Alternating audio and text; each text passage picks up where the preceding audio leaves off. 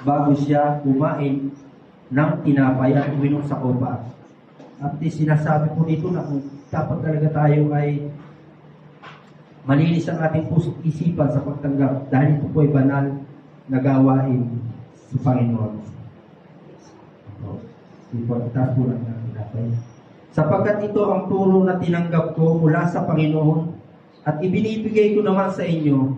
Noong gabing siya ay pinagkalulo, ang Panginoong Hesus ay dumampot ng tinapay, nagpasalamat at pinagpira-piraso yun at sinabi, ito ang aking katawan na inihahandog para sa inyo. Gawin ninyo ito bilang pag-alaala sa akin.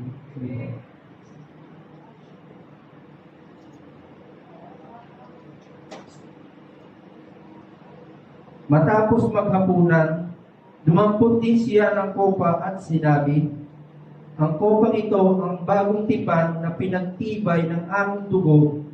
Tuwing iinumin ninyo ito, gawin ninyo bilang pag-alaala sa akin.